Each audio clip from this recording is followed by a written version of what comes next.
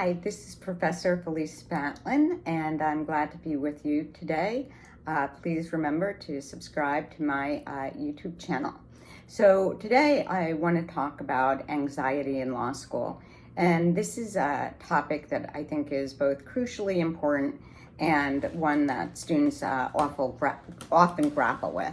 In fact, I've had quite a few students come to me recently telling me that they've both been experiencing a lot of anxiety and feel somewhat overwhelmed. And first of all, I think anxiety is perfectly normal reaction to law school. And I think there's a lot of reasons why law school is particularly anxiety producing. One is that you are asked to learn a great deal of material in a short time. That in itself is difficult. But combined with that is the fact that you know that there's going to be exams at the end of the semester, that you will maybe looking for a job at the same time, that ultimately you're going to be taking the bar exam, and you're thinking about what your career is going to look like long run. So how do we deal with day-to-day anxiety? And I'm really a perfect person to discuss this because I've really suffered from anxiety my whole life. And sometimes it feels manageable, and sometimes I'm quite overwhelmed with anxiety. And in fact, I think this is very normal for law professors in general to feel, and you're probably going to feel some form of anxiety throughout much of your career.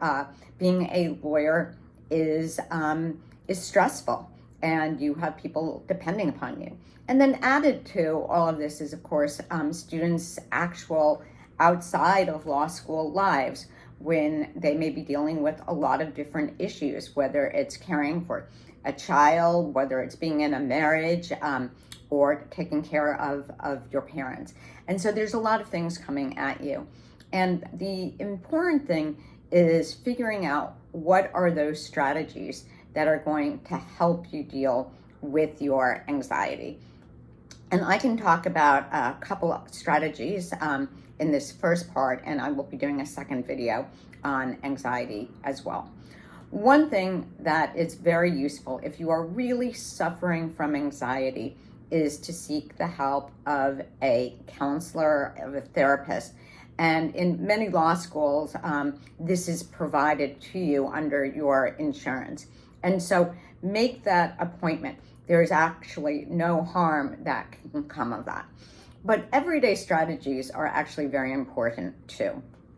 One strategy that I have found that is very useful is to do some deep breathing exercises. And I try to do deep breathing exercises pretty much every day. And these are readily available online. And so you can use Headspace, you can use Breathwork, you can use Aura. It really doesn't matter what you use. And that can just help you sort of relax coming to class or before you have a writing project due or something like that. The next thing is that you need to stay in the present. So if you think about all of the things that you have to do this semester or this year or in the next 3 years, you are going to feel absolutely overwhelmed.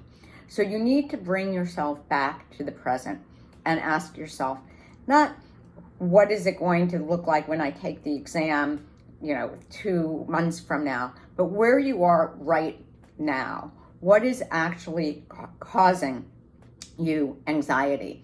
And when you think about the things that are right in front of you, you will feel a lot less overwhelmed. So think about what is it that I have to do today? What is it that I have to do next week? How can I apportion my time? But staying within the tasks that are actually due and not thinking more broadly about everything that has to be done is going to keep you grounded and is going to keep you a lot less anxious. The other thing that is crucial is that although law students certainly want to put in a tremendous amount of time, and they should be putting an amount of time learning, you also have to keep up with some of your outside activities. Whether there's outside activities or cooking or running or knitting, you need to find some activity that you enjoy, that you can engage in.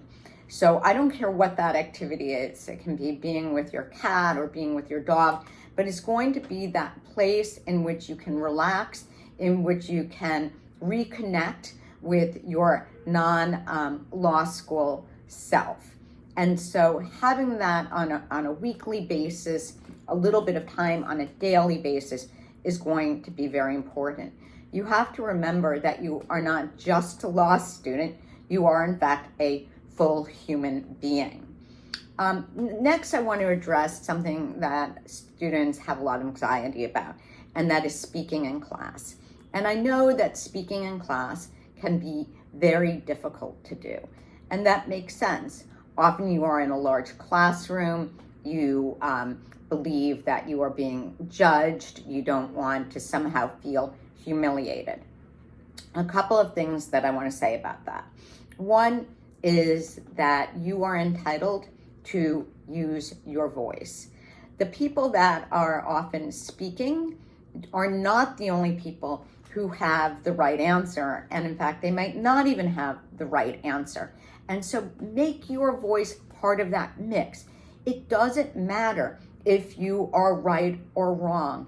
And also, when you feel humiliated, like, oh my gosh, I've just done the worst job and everyone's going to think I'm an idiot, I can actually tell you from experience, pretty much the only person thinking that way is you. Sometimes I have students come to me after class or a couple of days after class, and they'll say, I am so sorry that I made this comment, or I felt so sorry when I did make this comment. And I generally have no recollection of their doing that. I might remember that they spoke, and I might feel like I'm really glad that this person was able to speak up, that they tried, that they were part of the conversation. But I do not remember who made great comments and who made comments that maybe weren't exactly correct. The next thing is, even if you do embarrass yourself or you feel embarrassed, so what? I can promise you that throughout your life, you are going to have embarrassing moments. And in fact, those embarrassing moments are sometimes going to turn into stories that actually become funny with a little bit of time. And so I guess what I'm really trying to say is be gentle to yourself. Don't judge yourself. You are probably the harshest judge of yourself than anybody else actually is. So try to be kind to yourself. And being kind to yourself also means taking care of yourself physically. And I know you all know this, but that means that you have to eat, right? You have to fuel your body and your brain.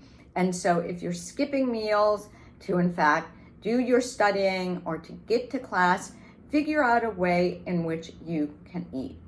You have got to get enough sleep. So many studies have demonstrated the connection actually to being cognizant, present, to being mentally alert and at your best, and sleep. And so when you're creating your schedule, whatever your schedule is, allow yourself 8 hours of sleep a night. If you are having difficulty falling to sleep, I often have difficulty falling to sleep, there are some great sleep meditations. One of the places that I go to is the MIT wellness site, which has both sleep meditations as well as meditations to engage in before you take exams and things of that nature. But what I want to tell you for right now is don't be overwhelmed by all the work that is somehow in the future. Work that you don't even necessarily know what is going to be yet. Take what is in front of you and be worried about that and measure that against, hey, you know what, I'm feeling a lot of anxiety, but the reality is I don't have work that is actually going to overwhelm me. I am capable of doing the work that is in front of me. So I hope that some of this has been helpful. As I say, I'm going to continue with another video on anxiety and also address the imposter syndrome. So thank you for listening to me.